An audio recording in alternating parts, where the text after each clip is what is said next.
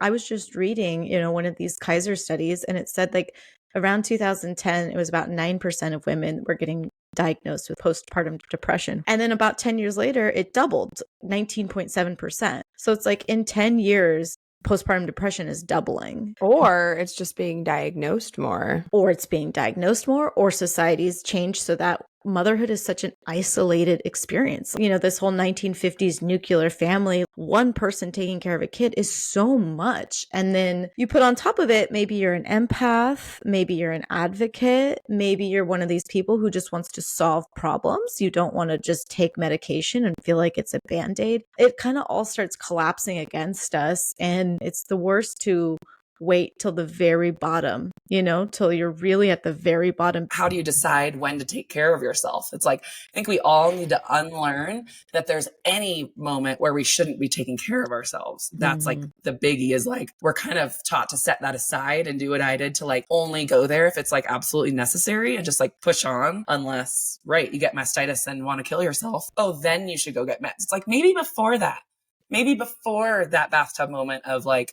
deep darkness. Yeah, like we don't need to hit rock bottom. Yeah, and I don't mean to, mentioning that, saying, mastitis and thoughts of suicide, like poke light at that at all. A very well-known breast surgeon and perinatal mental health provider and lactation consultant. I finally make the appointment. But what I didn't know was depression. Like I kind of did, but yeah, I'm like, here's what's, describing the crying and the craving, just the closeness with my baby, but not in like a joyful way, like craving being close and like sitting in a puddle and crying and like wanting to spend my time doing that instead of going to mom meetups. And she was like, that's not okay.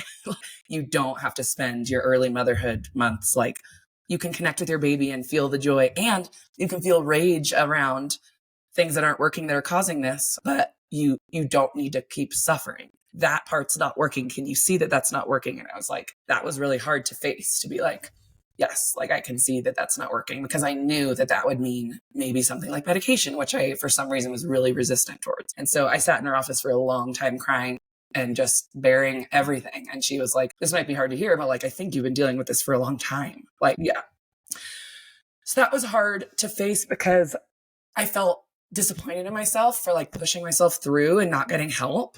I think a lot of people, when it comes time to get help for something like this and face that you might have more than what is normal, which that word normal is tough, because it's like, my opinion is that like none of it's normal. Like the rates of postpartum depression are not what they should be. Like which is, yeah, part of getting help for me was it's very wrapped up in all these layers. But in that moment, it was like, okay, I owe it to myself to try something different because this is not working. And she kind of painted that picture of these last 3 years. It was like, I don't want all of motherhood to be like that, to be weepy and ragey and, which postpartum, a lot of it is, no matter what.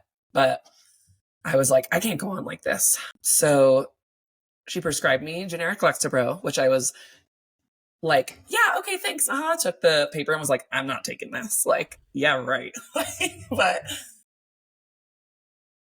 it was a not me kind of thing. It was like, oh no, I have all the experience in, I went to school to be a therapist. I'm not a therapist, but I have, the degree a therapist has, and I have a school's counseling certificate. I train school staff on suicidal ideation to look out for depression and suicidality in teenagers. This wouldn't happen to me. I would know it wouldn't get this bad.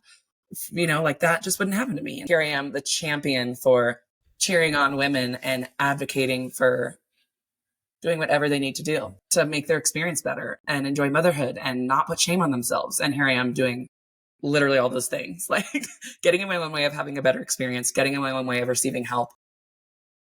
It felt like there's so much pressure to not need that outside support, or like to have it all together. If we all don't talk about this, it's going to continue being really hard for everyone. So like, why are we all in our own way here?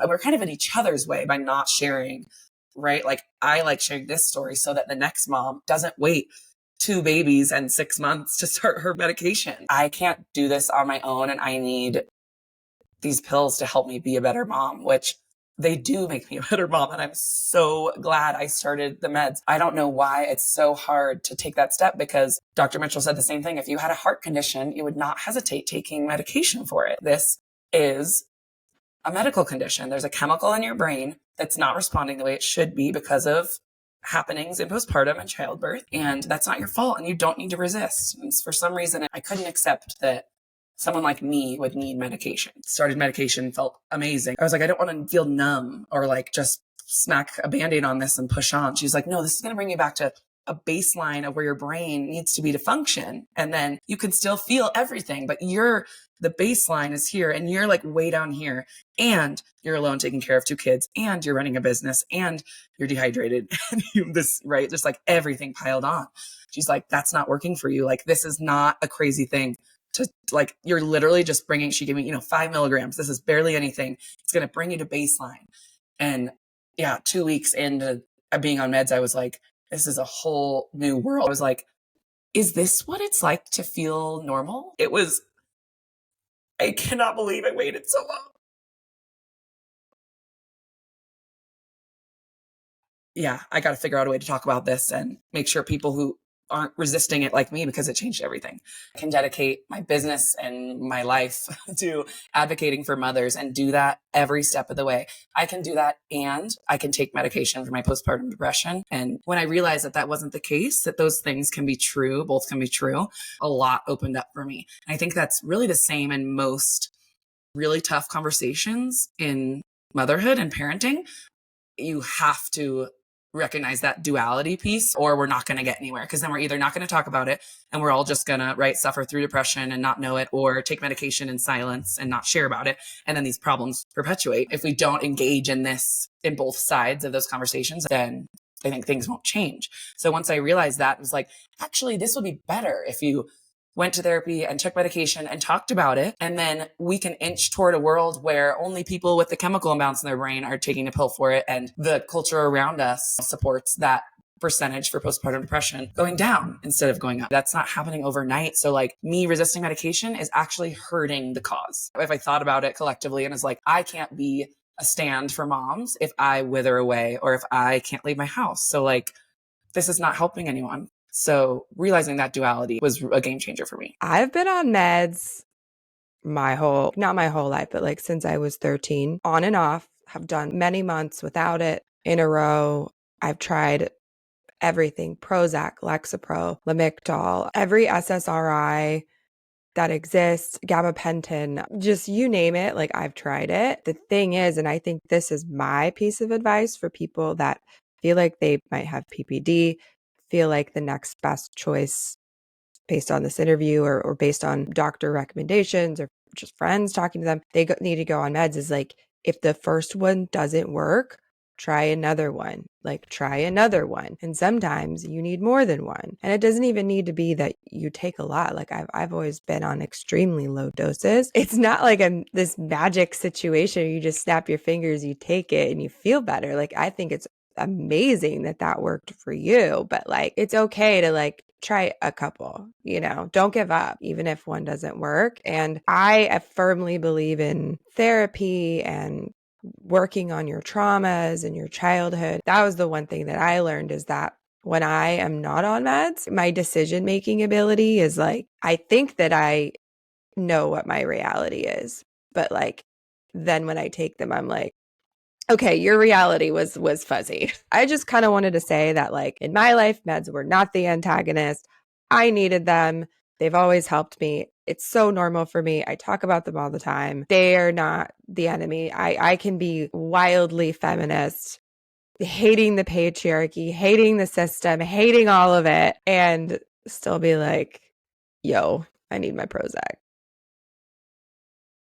Prozac, they say, is safe, and all of us are like, dude, they just fucking find out that like Tylenol isn't safe to take while pregnant, causes autism. And it's like, how many fucking people have been taking Tylenol? So I don't want to say that anything is safe, but Prozac has been around the longest. Tylenol's been around for a long time too. So I don't know, but that seems to be the safest one. And Prozac has a longer half-life than other meds, so it's easier to switch on to and switch off of. But there's a lot that you can't take. You kind of might need something. So there is something you could try. Which is why it's so important to not just use it as a Band-Aid, because there's a good chance if you're having kids, you're in that season, you might not be able to even take the meds, and you'll still need to focus on nutrition and exercise and sleep and your support group. And my new motto is There's no right or wrong. There's only options and pros and cons. You have to weigh them. Yeah. It's like, right, this collective crisis that's happening with these rising rates and just maternal health care in general, mental health included. But then it's also so